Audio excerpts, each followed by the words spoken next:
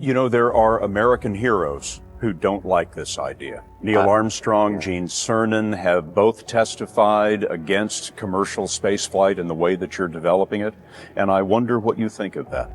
I was very sad to see that, because those guys are, those guys are heroes of mine, so it's really tough. I wish they would come and visit and see the hardware that we're doing here. They inspired you to do this, didn't they? Yes. And to see them casting stones in your direction. It's difficult. Did you expect them to cheer you on? So they're hoping they would. What are you trying to prove to them? What I'm trying to do is to make a significant difference in spaceflight and help make spaceflight accessible to almost anyone. One of the most difficult choices I've ever faced in life was in 2008. I think I had maybe $30 million left, or $30 or $40 million left in 2008. And I had two choices. I could put it all into one company, and then the other company would definitely die, or split it between the two companies. But if I split it between the two companies, then both might die. When you put your blood, sweat, and tears into creating something, or building something, it's like a child. And so it's like, which one am I going to let one starve to death? I couldn't bring myself to do it, so I split the money between the two. Fortunately, thank goodness, they both came through. What was your biggest failure, and how did it change you? Well, there's a ton of failures along the way, that's for sure. Like I said, as I said, for SpaceX, the first 3 launches failed, and we're just barely able to scrape together enough parts and money to do the 4th launch. If that 4th launch had failed, we would have been dead. So multiple failures along the way. I tried very hard to get the right expertise in for SpaceX. I tried hard to find a great chief engineer for the rocket, but the good chief engineers wouldn't join, and the bad ones, well, there was no point in hiring them. So I ended up being chief engineer of the rocket. So if I could have found somebody better, then we would have maybe had less than 3 failures. That 3rd failure in a row, did you think, I need to pack this in? Never. Why not? I don't ever give up. So many people tried to talk me out of starting a rocket company. It was crazy. One good friend of mine collected a whole series of videos of rockets blowing up and made me watch those. He just didn't want me to lose all my money. We're doing these things that seem unlikely to succeed, and we've been fortunate, and at least thus far they have succeeded. Now is the time to take risk. You don't have kids. As you get older, your obligations increase. And once you have a family, you start taking risks not just for yourself, but for your family as well. It gets much harder to do things that might not work out. So now is the time to do that before you have those obligations. So I would encourage you to take risks now, do something bold.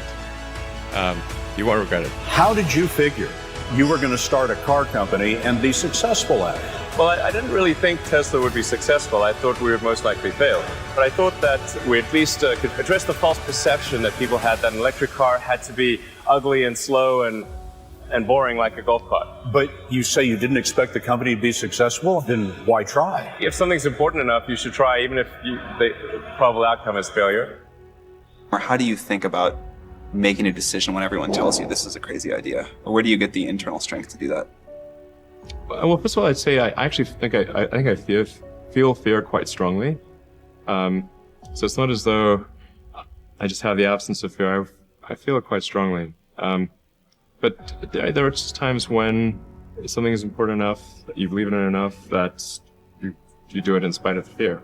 I think about what technology solution is necessary in order to achieve the particular goal, and then try to make as much progress in that direction as possible. I think being a multi-planet species and being out there among the stars is important for the long-term survival of humanity, and that's one reason.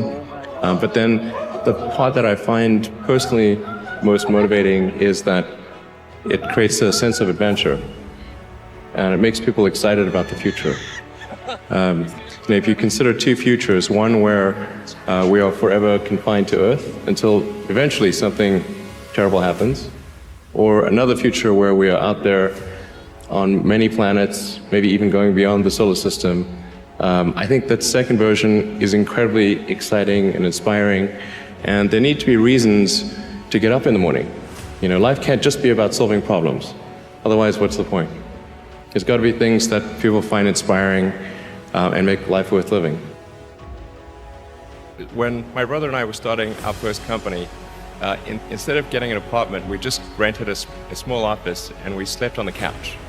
And we showered at the YMCA, and we're so hot up we had one computer, so the website was up during the day, and I was coding at night, 7 days a week, all the time. And I sort of briefly had a girlfriend in that period, and in order to be with me, she had to sleep in the office. So